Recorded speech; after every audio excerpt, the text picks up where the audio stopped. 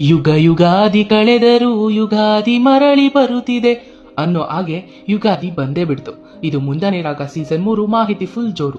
ದಕ್ಷಿಣ ಭಾರತದ ಹಲವು ಸ್ಥಳಗಳಲ್ಲಿ ಆಚರಿಸುವಂತಹ ಪ್ರಮುಖ ಹಬ್ಬಗಳಲ್ಲಿ ಯುಗಾದಿ ಕೂಡ ಒಂದಾಗಿದೆ. ಯುಗಾದಿ ಎನ್ನುವ ಪದವು ಸಂಸ್ಕೃತದ ಪದವಾಗಿದ್ದು, ಈ ಪದವು ಯುಗ ಮತ್ತು ಆದಿ ಎನ್ನುವ ಎರಡು ಶಬ್ದಗಳಿಂದ ಸೃಷ್ಟಿಯಾದ ಪದವಾಗಿದೆ. ಯುಗಾದಿ ಎಂದರೆ ಹೊಸ ಯುಗದ ಆರಂಭ ಎಂಬುದಾಗಿದೆ. ಯುಗಾದಿ ಹಬ್ಬವು ನಾವು ಮಾಡುವಂತಹ ಕೆಲಸಗಳು ನಮಗೆ ಯಶಸ್ಸನ್ನು, ಸಂತೋಷವನ್ನು ಮತ್ತು ಸಮೃದ್ಧಿಯನ್ನ ತಂದುಕೊಡುತ್ತದೆ ಎನ್ನುವ ನಂಬಿಕೆಯಿಂದ ಈ ಹಬ್ಬದ ದಿನದಂದು ಬೇವು ಬೆಲ್ಲ ಪಚ್ಚಡಿಯನ್ನ ಸೇವಿಸುವ ಮೂಲಕ ಹೊಸ ವರ್ಷವನ್ನ ಸ್ವಾಗತಿಸುತ್ತಾರೆ. ಪುರಾಣಗಳ ಪ್ರಕಾರ ಬ್ರಹ್ಮನು ಇದೇ ದಿನ ವಿಶ್ವದ ಸೃಷ್ಟಿಯನ್ನು ಆರಂಭಿಸಿದನು ಎಂದು ಹೇಳಲಾಗುತ್ತದೆ.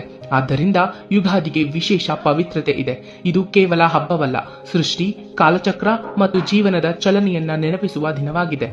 ಈ ದಿನದ ಇನ್ನೊಂದು ಪ್ರಮುಖ ಸಂಪ್ರದಾಯವೇ ಪಂಚಾಂಗ ಶ್ರವಣ.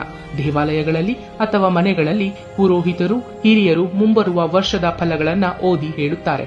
ಯುಗಾದಿ ಕೇವಲ ಆಚರಣೆಗಳ ಹಬ್ಬವಲ್ಲ, ಇದು ಬದುಕಿನ ಬಗ್ಗೆ ಚಿಂತಿಸಲು ಸಹಾಯ ಮಾಡುವ ಹಬ್ಬವೂ ಹೌದು. ಕಳೆದ ವರ್ಷದ ಅನುಭವಗಳನ್ನ ನೆನೆಸಿ ಹೊಸ ವರ್ಷದ ಕಡೆ ಹೊಸ ಭರವಸೆಯಿಂದ ನೋಡುವ ಸಮಯ ಇದು. ಪ್ರತಿಯೊಂದು ಅಂತ್ಯವೂ ಹೊಸ ಆರಂಭಕ್ಕೆ ದಾರಿ ಮಾಡುತ್ತದೆ ಎಂಬ ಸಂದೇಶವನ್ನು ಯುಗಾದಿ ನಮಗೆ ಹೇಳುತ್ತದೆ. ತೊಲಗಲಿ ದುಃಖ, ತೊಲಗಲಿ ಮತ್ಸರ, ಪ್ರೇಮಕ್ಕೆ ಮೀಸಲು ಈ ನವ ಸಂವತ್ಸರ ಅಂತ ಹೇಳ್ತಾ ಇರೋದು ನಿಮ್ಮ ಪ್ರೀತಿಯ ನಂದು.